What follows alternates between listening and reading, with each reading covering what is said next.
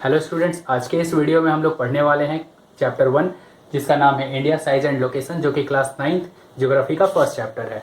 इस चैप्टर में हम लोग इंडिया के बारे में डिस्कस करेंगे और मेनली कौन कौन से टॉपिक्स को डिस्कस करेंगे वो हम लोग पहले देख लेते हैं।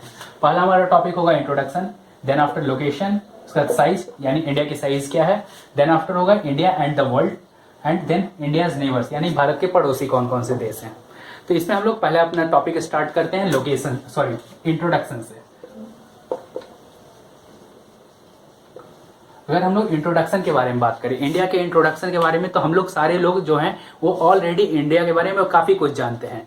तो इसमें हम लोग पहले अपने, लेकिन जो हमारे बुक में जो इसके पॉइंट्स दिए गए हैं, हम लोग सबसे पहले उन पॉइंट्स को डिस्कस करते हैं। इसमें हमारा पहला पॉइंट जो आता है वो आता है क्या, इंडिया के बारे में पहला है जो हमारा एंशिएंट सिविलाइजेशन।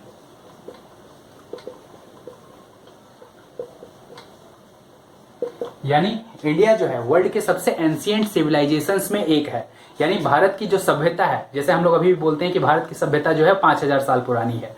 5000 साल पुरानी है कहने का मतलब क्या है, वर्ल्ड के जितने भी एंशिएंट सिविलाइजेशंस आते हैं इंडिया उसमें एक है। नेक्स्ट हमारा पॉइंट आता है क्या,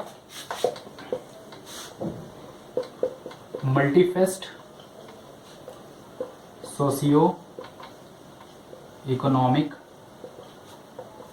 डेवलपमेंट इन लास्ट 5 डिकेड्स। कहने का मतलब क्या है, मल्टीफेस्ट कहने का मतलब जो अलग अलग तरह के सेक्टर्स हैं, उन सारे सेक्टर्स में इंडिया ने लास्ट 50 सालों में, 5 डिकेड्स का मतलब होता है 10 साल, यानी 5 डिकेड दैट मीन्स 50 साल। इंडिया ने लास्ट 50 सालों में, करीब 50 सालों में इंडिया ने अपने जितने भी सेक्टर्स हैं उनमें काफी ज्यादा सोशियो और इकोनॉमिक दोनों तरह की डेवलपमेंट्स की हैं। ये हमारा दूसरा पॉइंट था। हम लोग देखते हैं इसमें तीसरा पॉइंट हमारा आता है क्या, कि जैसे इसमें हम लोगों ने बोला कि सोशियो और इकोनॉमिक डेवलपमेंट काफी ज्यादा हुई या प्रोग्रेस काफी ज्यादा हुई है लास्ट 5 डिकेड्स में इंडिया में। अब इसमें कुछ सेक्टर्स जो हैं जिसमें हम लोगों ने रिमार्केबल प्रोग्रेस किया है, वो कौन कौन से सेक्टर हैं, जैसे कि हमारा हुआ फर्स्ट एग्रीकल्चर है, इंडस्ट्रीज,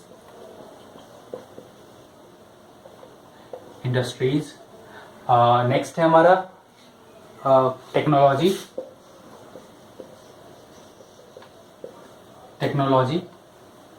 एंड ऑल।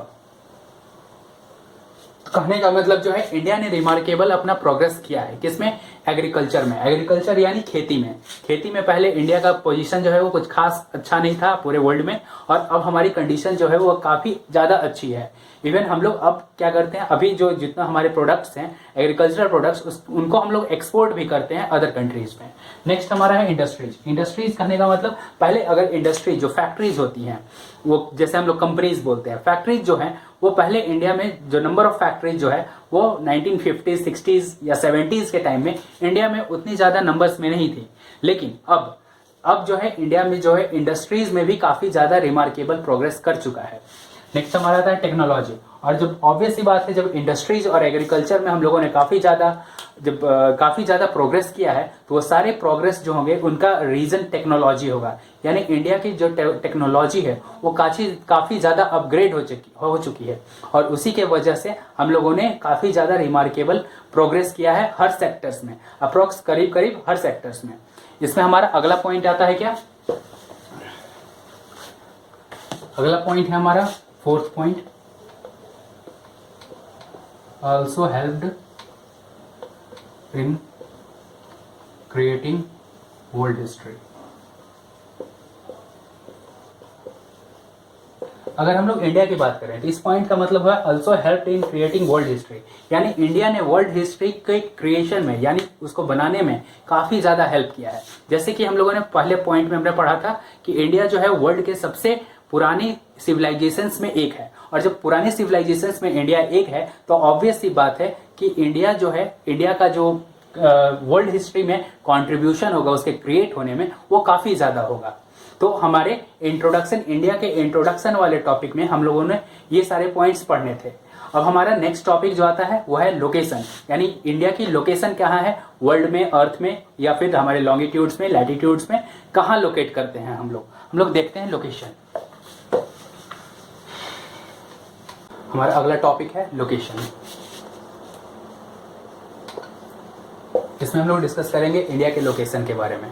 जैसे कि इसमें हम लोग अपना पहला पॉइंट जो होगा, पहला पॉइंट क्या है, India is located in northern hemisphere.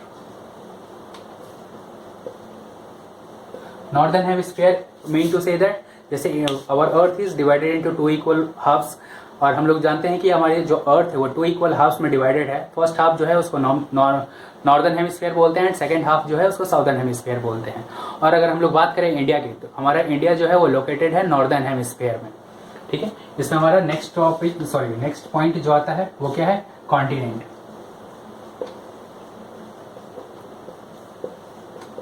Asia कहने का मतलब क्या है कि हम लोग ऑलरेडी जानते हैं कि पूरे वर्ल्ड में 7 कॉन्टिनेंट्स हैं and Asia is the largest one. और अगर हम लोग बात करें इंडिया के लोकेशन की, यानी इंडिया किस कॉन्टिनेंट में लोकेटेड है, तो इंडिया जो है हमारा, हम लोग ऑलरेडी जानते हैं कि इंडिया जो है वो एशिया कॉन्टिनेंट में लोकेटेड है। और हमारा नेक्स्ट पॉइंट अब आता है क्या, लॉन्गिट्यूड्स एंड लैटिट्यूड्स, यानी इंडिया का लैटिट्यूडनल एक्सटेंट क्या है और लॉन्गिट्यूडनल एक्सटेंट क्या है। तो इसके लिए हम लोगों को मैप का सपोर्ट लेना पड़ेगा, हम लोग उसे देखते हैं मैप्स में। हमारा अगला पॉइंट है इसमें इंडिया का लैटिट्यूडनल एंड लॉन्गिट्यूडनल एक्सटेंट। तो हम लोग देखते हैं इंडिया का लैटिट्यूडनल एक्सटेंट जो है वो 8 डिग्री 4 मिनट नॉर्थ से स्टार्ट होकर के 37 डिग्री 6 मिनट्स नॉर्थ तक जाता है, जो कि 8 डिग्री 4 मिनट्स नॉर्थ पे हमारा तमिलनाडु है और ऊपर जम्मू एंड कश्मीर है। अगर हम लोग बात करें इंडिया के लॉन्गिट्यूडनल एक्सटेंट की, तो वो हमारा स्टार्ट होता है गुजरात से, जो कि आता है हमारा 68 डिग्री 7 मिनट ईस्ट पर, और वहाँ से स्टार्ट होकर के अरुणाचल प्रदेश, जो कि है हमारा 97 डिग्री 25 मिनट्स ईस्ट। ये हमारा लॉन्गिट्यूडनल एक्सटेंट है इंडिया का, और ये लैटिट्यूडनल एक्सटेंट। और हम इसमें अब बात करते हैं, नेक्स्ट हमारा पॉइंट इसमें आता है क्या, ट्रॉपिक ऑफ कैंसर। ये लाइन जो है, ये डॉट वाली लाइन, ये लाइन जो है वो ट्रॉपिक ऑफ कैंसर है, जो कि लोकेटेड है 23 डिग्री 30 मिनट्स नॉर्थ पे, एंड ये इंडिया के 8 डिफरेंट स्टेट्स से होकर के जाती है। और अगर आपको देखना है कि इसमें कौन कौन से स्टेट से होकर के जाती है, तो आपके बुक में जो पेज नंबर 5 है उसमें जो मैप दिया हुआ है इंडिया का, उसमें ये स्टेट्स दिख जाएंगे आपको।